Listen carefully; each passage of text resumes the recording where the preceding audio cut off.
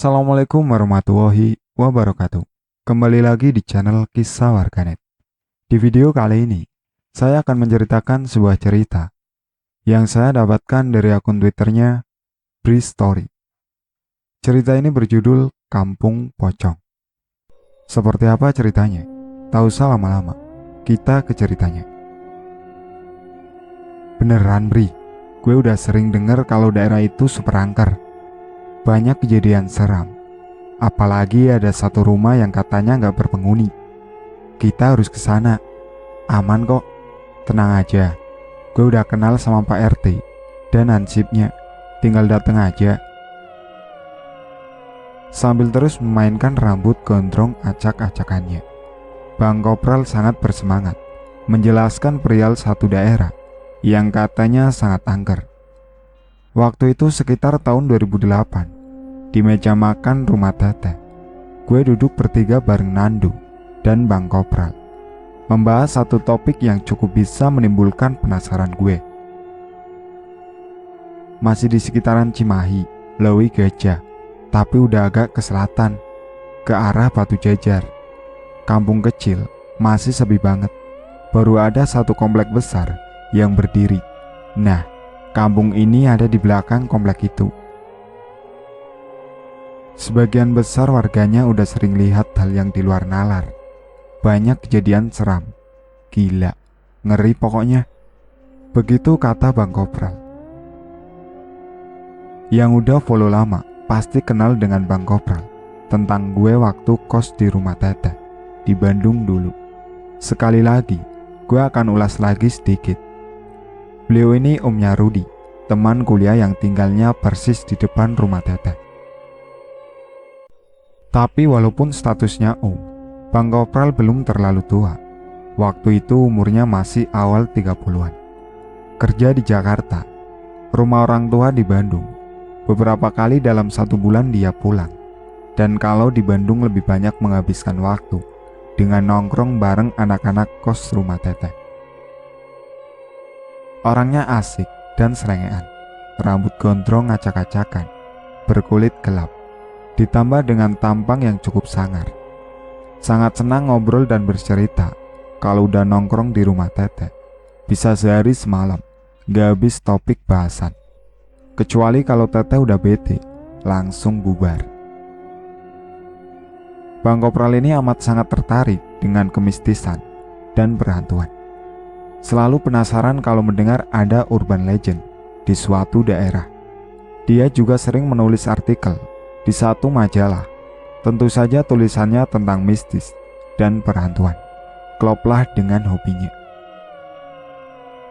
Beberapa kali gue terbujuk rayuannya untuk menemani mengunjungi tempat-tempat seram dan angker untuk membuktikan kebenaran cerita. Bukan menantang ya, tapi sekedar ingin tahu. Penasaran. Tempat-tempat yang kami pernah kunjungi kebanyakan masih di sekitaran Bandung dan Jawa Barat. Contohnya Hantu Rokok di Punclut Cimbelit, Kereta Kencana di Cipangganti. Dua-duanya udah pernah gue tulis di sini. Pengalaman paling terkesan jalan bareng dengan Kopral adalah sewaktu mengunjungi pantai selatan Jawa. Benar, kami coba untuk bertemu dengan penguasa Nyi Roro Kidul. Ketemu gak Bri? Ketemu. Seru seram mencekam, campur jadi satu. Nanti kalau udah waktunya gue pasti cerita. Begitulah sekilas tentang Bang Kopral. Gak kenal maka gak sayang kan katanya. Pokoknya kita harus ke kampung itu Bri. Angkernya gila. Kuntilanak sering seliweran katanya. Bang Kopral lanjut merayu gue. Terus ada satu rumah besar yang angker banget. Udah puluhan tahun kosong. Kata warga sekitar, rumah itu udah ada sejak zaman Belanda. Ada taman besar di belakang. Katanya kalau malam Jumat suka kelihatan ada pesta di taman belakang. Isinya bule semua. Kakinya gak ada yang injek tanah, melayang. Wih, keren gak tuh? Pokoknya kita harus ke sana Bri. Sebenarnya, jujur, gue paling gak berani kalau sengaja mencari tentang keberadaan mereka. Takut. Tapi ya itu tadi, Bang Kopral selalu menemukan cara supaya gue akan ikut pada akhirnya. Sesekali Doni dan Nandu pernah juga ikut, tapi jarang. Itu pun kebanyakan misinya gagal, alias gak menemukan apa-apa. Ayolah Bri, besok itu malam Jumat Kliwon loh. Pas banget, seru pastinya. Ayolah, pulangnya gue traktir makan di Cemar deh. Awalnya gue masih nolak, gak mau, gue takut. Tapi entah gimana, Bang Kopral selalu nemu cara yang akhirnya bisa membuat gue setuju untuk ikut. Jadi iya, ujungnya kami berniat untuk jalan keesokan harinya ke satu wilayah yang katanya angker di sekitaran Cimahi Lewi Gajah. Harinya pun tiba, kami berdua berangkat selepas sisa, langsung menuju Cimahi. Penghuni rumah Teteh yang lain gak ada yang mau ikut. Seperti biasa, gue duduk di belakang kemudi. Tujuan pertama adalah rumah Pak RT setempat. Mau ngobrol sekalian minta izin. Katanya nanti di sana akan hadir hansipnya juga. Cari info dululah kira-kira. Oh iya, waktu itu Bang Kopral bawa sesuatu di tas kecilnya. Satu siung bawang merah yang bawangnya berjumlah genap. Menurutnya, bawang merah siung genap bisa memancing makhluk halus. Gue gak tahu atas dasar apa dia punya pikiran begitu. Tolong jangan diikuti ya, pokoknya jangan. Singkatnya, jam 9 kurang kami sampai di rumah Pak RT.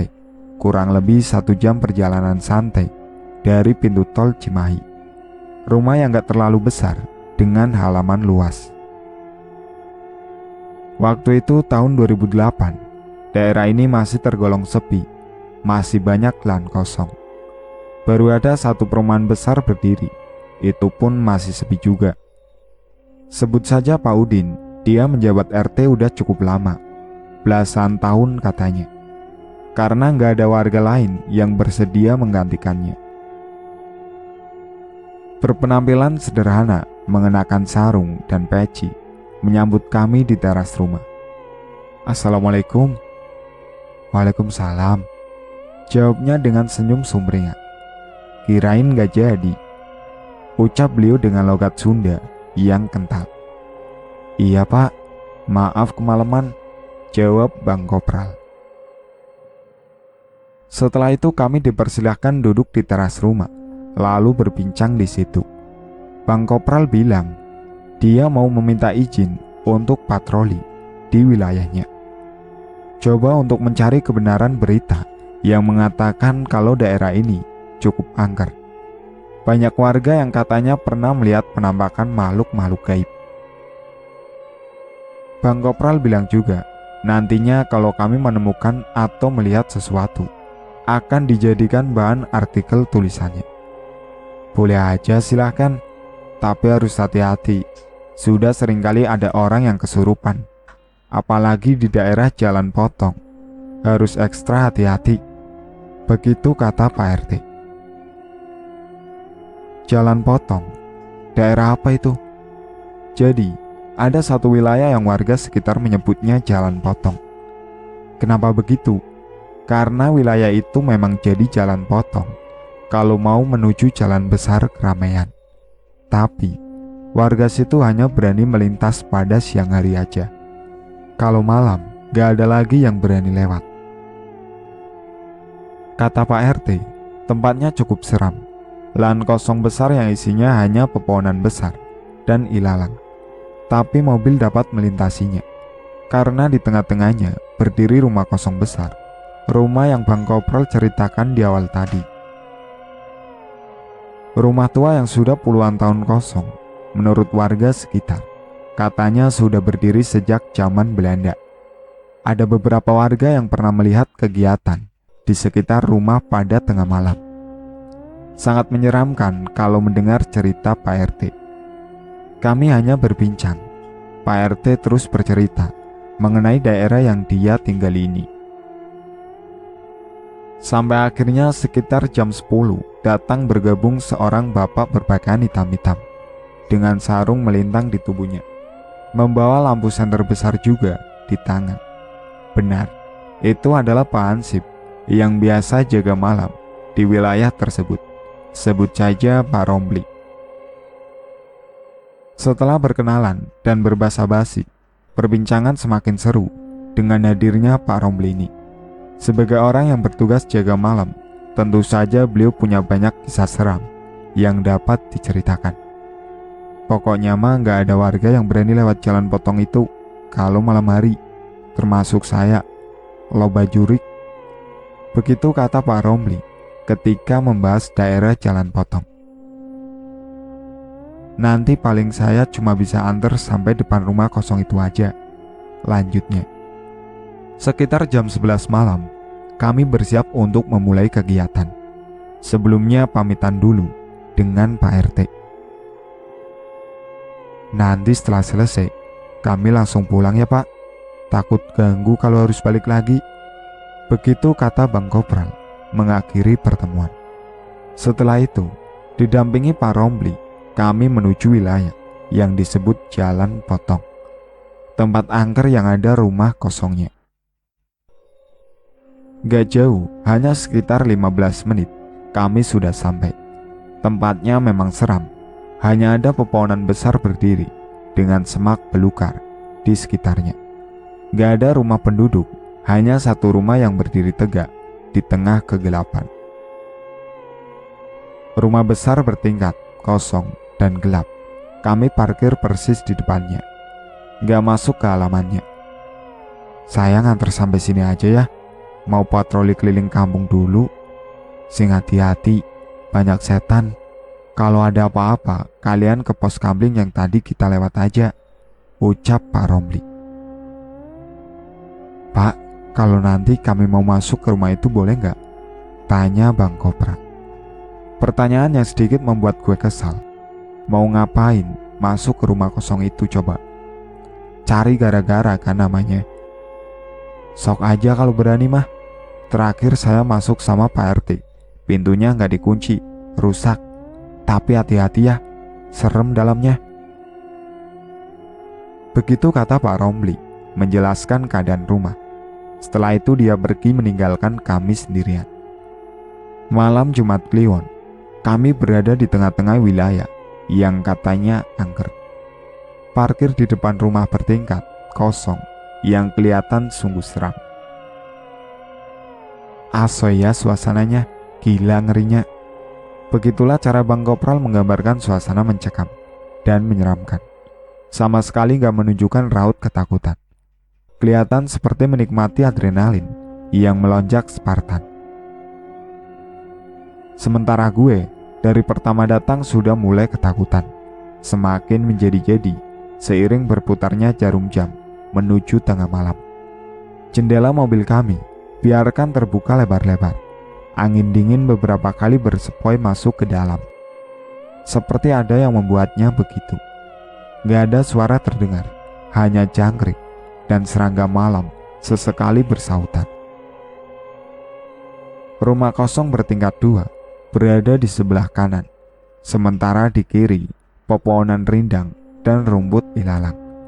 Di hadapan jalan tanah yang gelap gulita, tapi ada cahaya lampu pemukiman yang kelihatan di kejauhan. Udah jam 12 Bri, belum ada apa-apa gimana nih? Pulang aja yuk bang, ini serem sih, sepinya parah, ngeri. Setengah berbisik, gue mengajak pulang. Beberapa kali menoleh ke kanan, ke arah rumah kosong. Gelapnya membuat pikiran gue melanglang buana, menebak-nebak ada apa gerangan di dalamnya. Halaman cukup luas, dipenuhi semak belukar yang tinggi. Di sebelah kirinya berdiri pohon besar yang sama tinggi dengan atap. Daripada di sini gak ada apa-apa, gimana kalau kita masuk aja ke rumah itu, Bri? Tipikal Bang Kopral, selalu dapat mengeluarkan ide brilian, ide yang sungguh sangat gue tentang. Enggak bang, gila apa? Lihat aja itu rumah, ngerinya gak sopan. Gue yakin banyak penunggunya. Enggak deh, enggak, gue gak mau. Ya udah, kalau lo gak mau, biar gue sendirian aja. Lo tunggu sini, gue sebentar aja kok. Sialan Bang Kopral ini, ngasih pilihan yang sulit. Sendirian di mobil, di tengah daerah angker ini, gue juga gak mau. Mending ikut dia ke dalam rumah. Ah sialan lu bang, gue gak mau ditinggal sendiri. Gue ikut deh, tapi jangan lama-lama ya. Gitu dong, gak lama kok, tenang aja. Sambil cengengesan, Bang Kopral berjanji gak akan berlama-lama di dalam. Kami melangkah cukup susah, harus menghindari rumput liar dan semak belukar yang tinggi. Halaman rumah ini benar-benar seperti sudah lama tak terawat. Beberapa kali gue menolehkan wajah ke atas, melihat jendela lantai 2 sebelah kanan. Seperti ada yang berdiri memperhatikan. Tapi setelah gue tegaskan lagi, ternyata gak kelihatan apa-apa, gelap aja. Hanya tinggal beberapa meter menuju pintu depan. Tiba-tiba kami mendengar sesuatu dari dalam rumah. Suaranya seperti pintu yang bergeser terbuka. Kayak suara pintu, Bri, bisik Bang Kopral dengan wajah yang mulai serius. Gue mengiyakan sambil mengangguk pelan. Pulang aja yuk bang, takut gue. Sekali lagi gue melempar ide yang kemungkinan besar gak akan disetujui oleh Bang Kopral. Sebentar aja Bri, gak lama-lama, begitu katanya. Benar apa kata Pak Romli tadi, ternyata pintu depan memang dalam keadaan gak terkunci. Bang Kopral yang berjalan di depan hanya tinggal mendorongnya saja, pintu pun terbuka. Cukup lama kami diam, berdiri di depan pintu, memperhatikan isi rumah ketika pintu sudah terbuka penuh. Hembusan udara dari dalam yang mengalir keluar, membawa aroma pengap berdebu. Pertama yang kami lihat sepertinya ruang tamu, kosong tanpa perabotan. Hanya gelap yang ada. Di ujung kanan ada pintu dalam keadaan terbuka. Sepertinya merupakan akses ruang tamu menuju ruang keluarga atau ruang tengah. Perlahan kami memasuki rumah dengan lampu senter di tengah masing-masing. Lampu senter yang memang sudah dipersiapkan sejak berangkat tadi. Langkah sepatu menginjak lantai penuh debu menimbulkan bunyi khas. Hanya itu saja suara yang terdengar. Ketika sudah sampai di pintu kedua, pintu menuju ruang tengah, sekali lagi kami berhenti karena lagi-lagi terdengar suara pintu terbuka. Suara yang sepertinya bersumber dari lantai atas. Bang, kayaknya cukup deh. Ini rumah ngerinya gak asik. Sekali lagi gue coba untuk menggoyahkan pendirian Bang Kopral. Tapi sekali lagi juga hanya ucapan. Sebentar lagi Bri, yang keluar dari mulutnya. Lanjut melangkah. Sekarang kami sudah berada beberapa meter di dalam ruang tamu. Cahaya lampu senter menyisir setiap sudut ruangan, menyentuh seluruh bagian yang berselimut gelap. Debu-debu kecil terlihat berterbangan, menambah cekam suasana. Di sebelah kiri, gue melihat tangga-tangga yang di tengahnya berbelok ke kanan, menuju lantai 2. Dari ketebalan debu yang gue lihat di setiap anak tangga, sepertinya sudah sangat lama gak ada orang yang melangkah menginjaknya untuk ke sana. Kemudian kami lanjut ke belakang. Di ujung sebelah kanan ruang tengah, ada satu ruang lagi yang aksesnya tanpa pintu. Sepertinya diperuntukkan sebagai ruang makan. Karena di sebelah kirinya, ada ruangan yang di dalamnya terlihat ada wastafel tua. Sepertinya itu dapur. Ruang makan dan dapur hanya dipisahkan oleh dinding berbentuk meja setinggi perut orang dewasa, membentuk seperti meja bar panjang. Sungguh benar, ini merupakan rumah yang menyeramkan. Hawanya sangat gak enak. Di beberapa bagian, kami merasakan udara yang hangat, cenderung panas. Kaget, tiba-tiba terdengar ada suara pintu dibanting di lantai atas. Jantung gue sejenak berhenti berdetak, terkejut, ketakutan.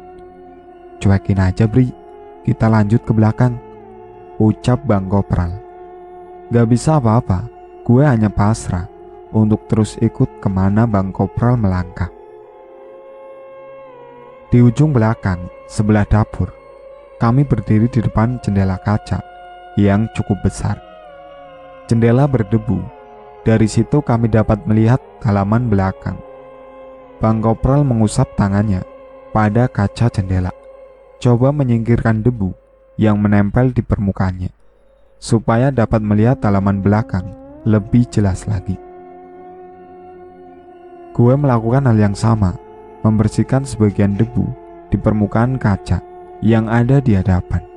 Setelah itu, barulah kami dapat melihat bagian belakang rumah dengan lebih jelas. Sama seperti halaman depan, belakang rumah juga ditumbuhi rumput tinggi dan semak belukar. Ada beberapa pohon besar yang berdiri menghalangi mata untuk lebih jauh lagi memandang. Cahaya lampu senter kembali menyisir setiap sudut yang ingin kami lihat. Tidak jadi terlalu jelas, tapi cukup untuk sekedar menembus pekat gelap. Beri, pojok kanan di bawah pohon. Bang Kopral berbisik pelan, memberi petunjuk agar gue mengarahkan pandangan ke titik yang dia mau. Lalu lampu senter gue arahkan ke tempat itu. Sedikit cahayanya akhirnya mampu membuat gue berhenti bernafas. Bulu kuduk berdiri semua. Di pojok kanan halaman, tepat di bawah pohon, gue melihat pocong. Pocong itu berdiri diam, sepertinya menghadap ke tempat kami tengah berperanga memperhatikan. Cahaya lampu senter masih terus saja mengarah ke pocong itu, sampai akhirnya Bang Kopral menurunkan tangan gue supaya gak terus-terusan menyenter. Udah bang, gue gak kuat, kita pulang bang, pulang. Berbisik gue memaksa minta pulang. Bang Kopral tampak setuju. Dia melangkah mundur ketika pocong di halaman belakang itu seperti mulai bergerak mendekat. Ayo Bri. Lalu kami balik badan, berjalan menuju pintu depan, berniat segera keluar dari rumah. Tapi langkah terhenti ketika hanya tinggal beberapa langkah lagi sampai pintu yang menuju ruang tamu. Ada suara seperti orang batuk di sebelah kanan, tempat di mana letak tangga menuju ke atas.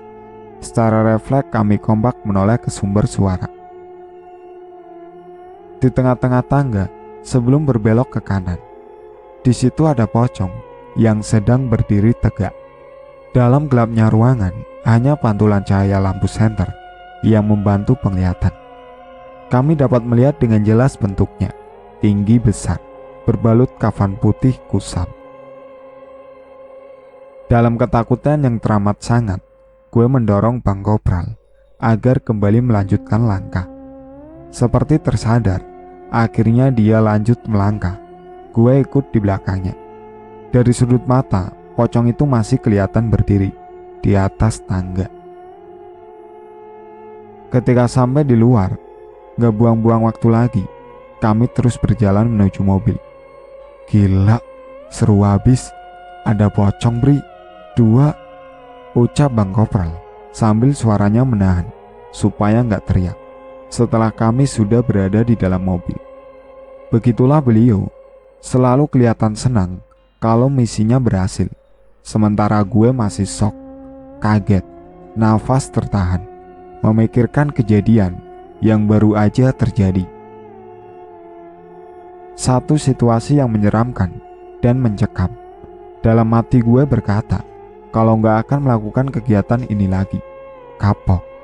Kita pulang ya bang. Ayo Bri. Lalu gue coba untuk menyalakan mesin mobil dan berhasil. Setelah mesin hidup, gue menyalakan lampu. Saat itulah mata gue tertarik untuk melihat kaca spion dalam. Kembali gue terdiam, lagi-lagi nafas tertahan. Ada pocong di belakang, tapi bukan di dalam mobil. Dibantu penerangan lampu belakang, gue melihat pocong berdiri beberapa meter di belakang. Bang, di belakang ada pocong. Sontak Bang Kopral menoleh ke belakang. Cepetan jalan Bri.